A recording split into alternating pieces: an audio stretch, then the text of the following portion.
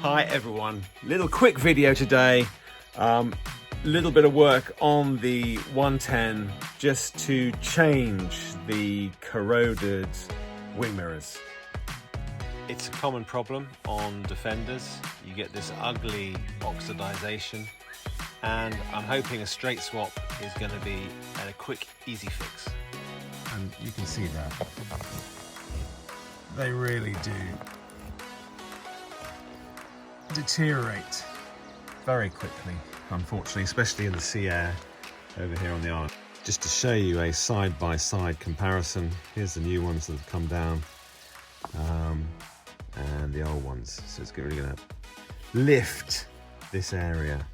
And what I'm going to try and do is take these off and change them without removing the inner door panels. You can see on the hinges that I'm also going to replace at some point that I've got some stainless hex socket bolts, and you can see that on the inside of the door, just behind the door trim, the two nuts that are holding those fixings are accessible, and I should be able to fit a spanner around the end of those to undo them with the panel in situ to get that hinge open and change the mirror.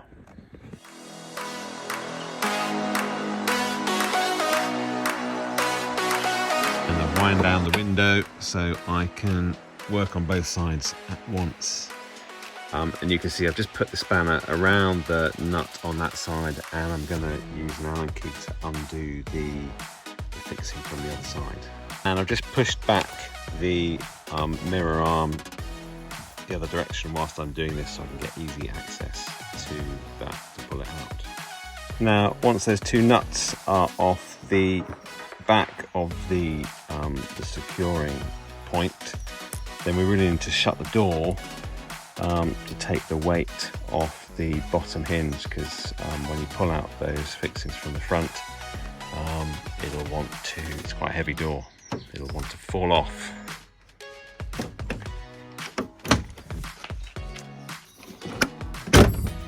And obviously once the door is shut, it's much easier to remove these bolts from the front. And once you've got those bolts out, it's very easy. Obviously that hinges away, and on the inside you can see the two slightly corroded screws that are attaching the mirror arm to the hinge. Mirror arms off. Whilst we're under here, I'm just going to use a rag soaked in WD-40 just to have a little clean in there. And when we put the screws back on, I'm going to put some copper grease in there, again, just to sort of help things next time. Like I say, the aim in due course is to replace these factory hinges with some nice billet aluminium one. I can't decide at the moment whether to go for matte black to match these nice wheels that I've got, or to go for a sort of more neutral alloy colour. Let me know what you think in the comments. Black hinges or gunmetal, for instance.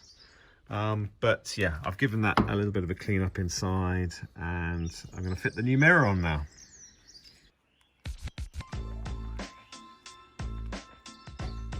And as I said, I'm going to put some of this multi-purpose copper grease on the threads of the screws when I attach the mirror arm. Keep them from corroding, but also I know I'm going to be taking this apart again soon to replace the hinges, so it just makes it all easy. Now the mirror is tightly secured.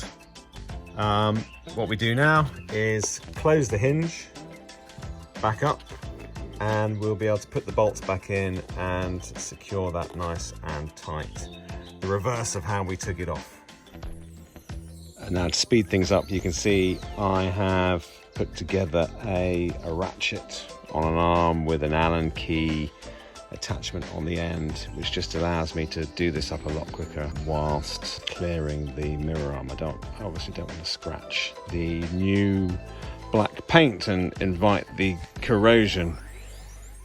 And with the help of my lovely assistant holding the camera, I can show you that in action much easier.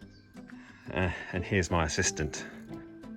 And there we have it, new one on. I think you'll agree it's a big improvement from what I had before.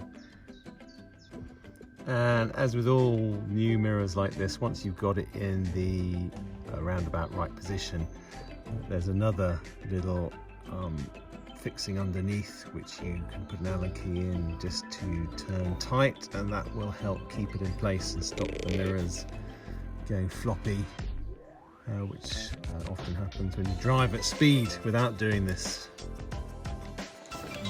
And I can tell you that on the other side, by using the ratchet and the tools and not filming everything, it took about 5 minutes to change the wing mirror.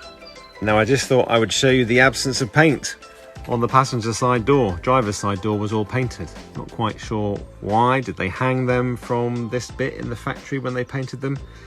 Who knows? So both the mirrors are now on, and maybe it's not easy to tell from the footage, but they're a nice satin black instead of the faded grey. Just match the wheels nicely. I'm really beginning to think that satin black accents are the way forward on this one.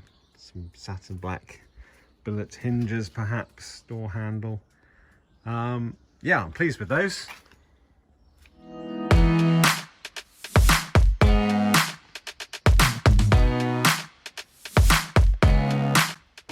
Now I hope you found that interesting. If you've got any questions about the wing mirrors and how they fit, then leave a comment in the section below. I've got some other videos coming up soon featuring walkarounds for the Land Rovers, so hit the subscribe button and hope to see you soon.